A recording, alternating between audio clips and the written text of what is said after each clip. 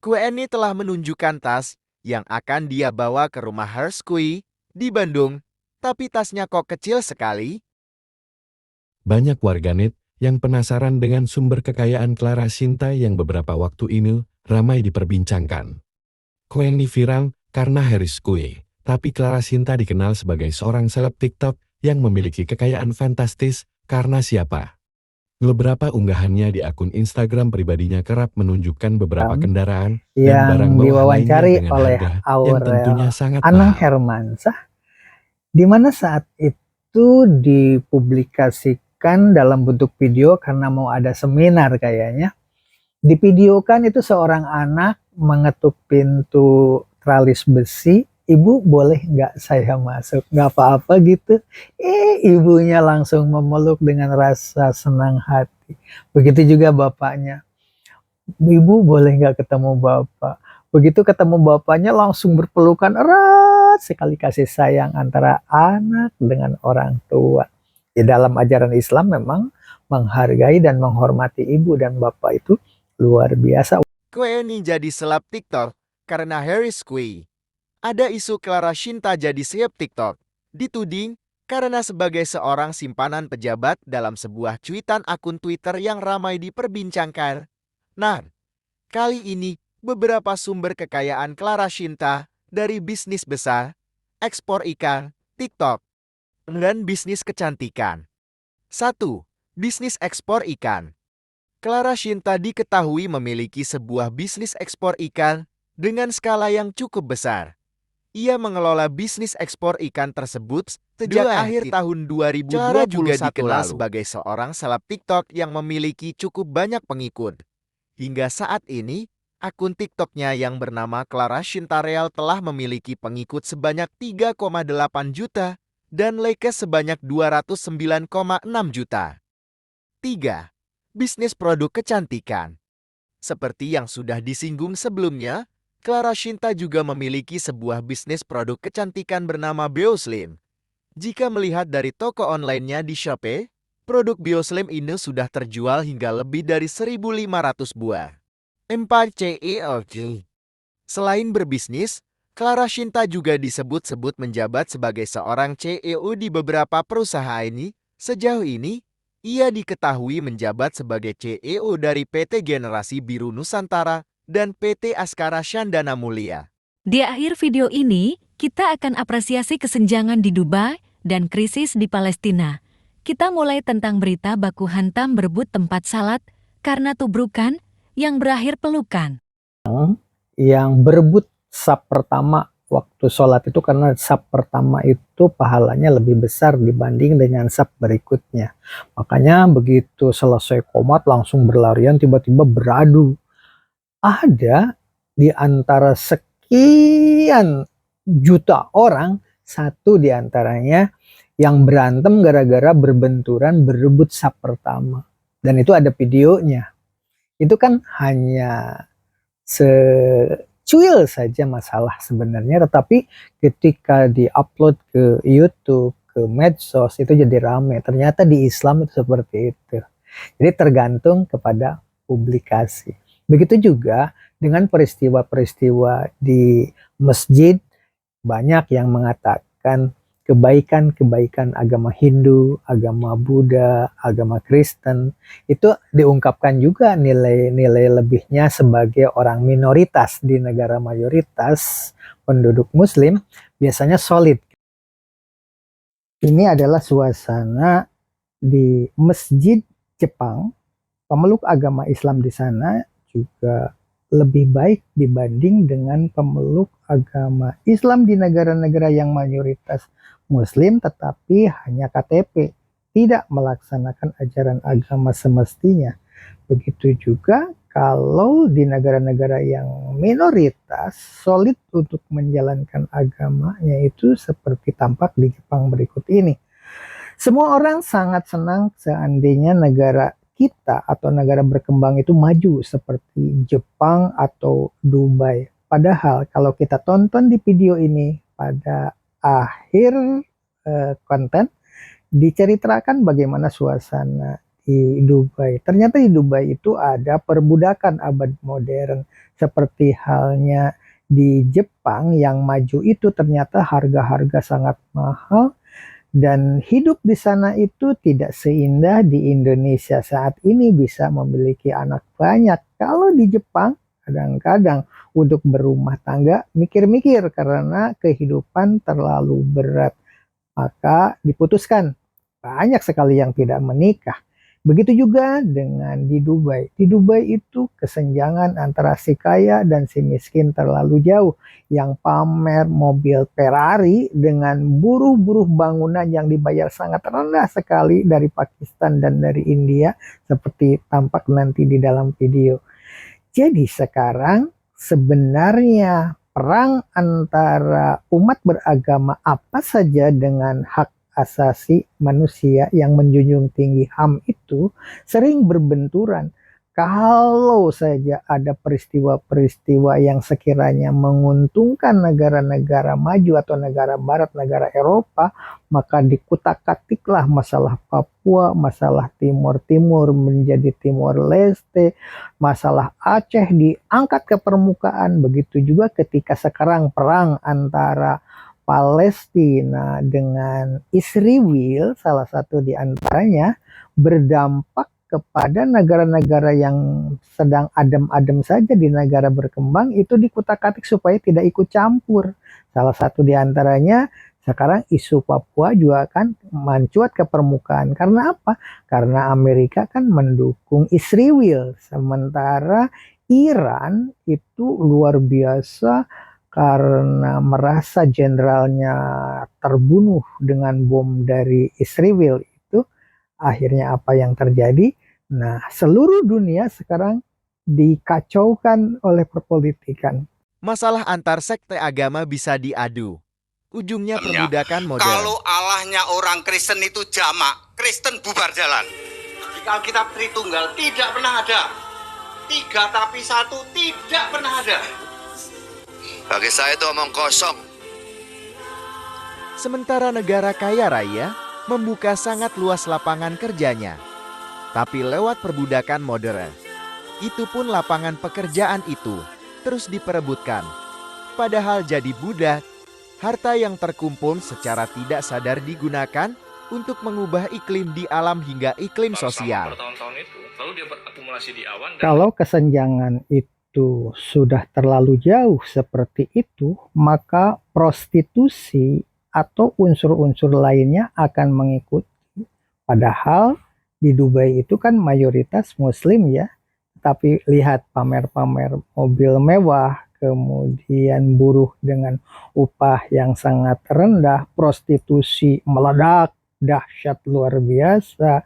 Negara mayoritas Muslim kok begitu? Nah, inilah barangkali yang perlu kita renungkan. Jangan lagi terlalu fanatik dengan masalah mayoritas, tetapi mari kita tingkatkan kualitas. Dubai itu paling mahal di dunia. Kalau biasa makan 1 piring nasi itu harganya bisa mencapai Rp150.000. Jadi gaji tersebut seakan Bagaimana sangat kecil dengan dukungan terhadap Palestina pada saat ini? Negara-negara Arab Saudi yang mayoritas Muslim itu tampaknya justru malah Iran yang membela Palestina. Nah, bagaimana dengan Dubai, dengan negara Arab Saudi, dan masih banyak lagi? Apakah ada korupsi di negara mayoritas Muslim tersebut? Tampaknya dalam penjelasan sini, pencucian uang di sana ternyata luar biasa. Oleh sebab itu, perdebatan antar agama itu sebaiknya meningkatkan kualitas seperti tampak dalam video berikut ini antar pendeta. Ini bukan? Tentang, nanti saya loncati saja. Nah, kata Elohim ini sekalipun bentuk jamak, tapi sering digunakan untuk menunjuk pada Allah yang tunggal. Indonesia juga mayoritas Kristen, ya, dipenuhi oleh pendeta-pendeta liberal. Maka saya yakin mereka akan melegalkan juga seperti beberapa pendeta atau gereja di Australia, Amerika, Eropa yang sudah melakukan pemberkatan sejenis dengan alasan HAM dan lain sebagainya. Mereka tidak pernah memikirkan Alkitab. Mereka hanya pikir HAM. Mereka pikir hak asasi manusia bisa menggeser hak Allah. Pendeta Stephen Tong mengatakan, mana ada kantong Kristen, di sana pun kebejatan moral gila-gilaan. Itu memang surveinya begitu. Lihat aja gereja-gereja di Eropa, Amerika, Australia. Banyak yang sudah beralih fungsi. Beralih fungsi jadi pasar, jadi mall, bahkan ada jadi masjid. Saya bersyukur loh Indonesia mayoritas Islam. Saya tidak bisa bayangkan kalau Indonesia juga mayoritas Kristen. Padahal realitanya, di negara mayoritasnya beragama Islam juga hancur akibat adu domba. Negara Arab pecah jadi beberapa negara kecil yang semula kaya raya. Akhirnya luluh lantak karena perang saudara dengan tuduhan klasik. Dikucilkan karena tuduhan pemilik senjata pemusnah massal dan sarang teroris internasional. Kelompok tertentu dibantu persenjataannya agar jadi budak negara adidaya. Masih beruntung Indonesia bukan negara dasar agama tertentu. Jadi tidak ada alasan untuk mengadu domba atas dasar itu. Namun isi perut buminya jadi incaran multi internasional. Timur-Timur lepar karena minyak di celah Timor. Kini Aceh, Maluku dan Papua sedang diganggu untuk memisahkan diri. Diduga gara-gara sikap non-bloknya Indonesia. Program hilirisasi industri yang mulai melarang ekspor barang mentah, membuat negara Eropa berang. Pemberdayaan tenaga anak muda yang magang dianggap eksploitasi usia anak, dianggap melanggar HAM. Begitu juga program Eropa dalam LGBT yang terus menekan dengan alasan program kemanusiaan. Lalu bagaimana dengan Sandar Palestina gandanya di PBB PBB? begitu terang benderang bukan? Maka NKRI harus kokoh dalam persatuan, pemerintahan Indonesia harus kuat berdiri. Hak asasi manusia bisa menggeser hak Allah. Pendeta Stephen Tong mengatakan, di mana ada kantong Kristen, di sana pun kebejatan moral gila-gilaan. Itu memang surveinya begitu. Lihat aja gereja-gereja di Eropa, Amerika, Australia. Banyak yang sudah beralih fungsi. Beralih fungsi jadi pasar, jadi mall, bahkan ada jadi masjid. Vietnam sing Chow Kak, bukan Di negara berpaham komunis, banyak warganya mulai membidik religi Islam. Mereka rindu tempat mengadu. Padahal kekuatan pemerintahan di negara komunis saat ini sedang ujuk kekuatan melawan dominasi Eropa. Inti kekuatan itu diduga bukan agamanya, tapi penyelenggara negaranya harus kuat. Korea ini rindu berhijab, padahal non-muslim banyak di berbagai negara yang merindukan ajaran Islam. Karena dilarang maka banyak rakyatnya berpikir, seperti lawan PK-nya Kuen yang muslim, tapi tidak berhijab. Dia tidak tahu kalau Kuen ini sedang viral karena nilai religinya. kacau-kacau lagi dah. Pembelinya mau lagi komen kacau-kacau. Gil. Pemilih nyamuk Ya, solid aku manggil ya. bahasa Indonesia dari tadi, emang bahasa apa dari tadi? Orang pacarnya orang Bandung. Cenat. Atau nuhun cenat. Teteh. Pika-pika bima acina agi. Kasihan. Bingung kan? Ih, Dia ketawa. gacor banget. Dia ketawa. Udah 3.000. Gacor banget mau. Masya Allah. Ada apa guys? Udah 3.500. Waduh. Eli kaget. Eli kaget. Masya Allah. Allahumma sholli ala sayyidina Muhammad. Baca doa Eli. Pika bima acina agi. Ya kan gak ada apa-apanya guys sama sebelah. Ya iyalah. Masya Allah. Kalah di hijab. Ali, kamu bisa ini? Fokus ya. Ali, nah, ini apa? Oh bisa, gini kan? Oh, bisa. Di bawah ininya bener, bukan di atas. Mana bisa kayak gitu? Gini, salah, gini loh, gini nih, gini. Gini. Kini dialog di medsos membuka wawasan lintas negara. Di negara komunis yang anti-agama, warganya bisa belajar agama Islam lewat TikTok. Sementara di Dubai yang mayoritas muslim, pesta alkohol dan prostitusi subur diduga karena kesenjangan, korupsi, dan cuci uang haram dibahas detail di video itu. Apakah benar demikian? Bagi rakyat di seluruh dunia, tidak berpikir remeh. Yang penting negara bisa aman, kehidupan bisa subur dan makmur. Akan melakukan segala sesuatu agar negaranya bisa adem. Lalu caranya adalah memanipulasi cuaca dengan cara menggunakan garam kimia khusus yang bisa mengikat air, dan garam spesial tersebut harus disebar di awan. BMKG Dubai sudah melakukan hal ini 100 kali dalam 1 tahun. Jadi jangan heran ya mengapa padang gurun di Arab itu sudah mulai menghijau, karena curah hujan mereka sudah berubah, bukan alami lagi tapi sudah man-made atau bikinan manusia.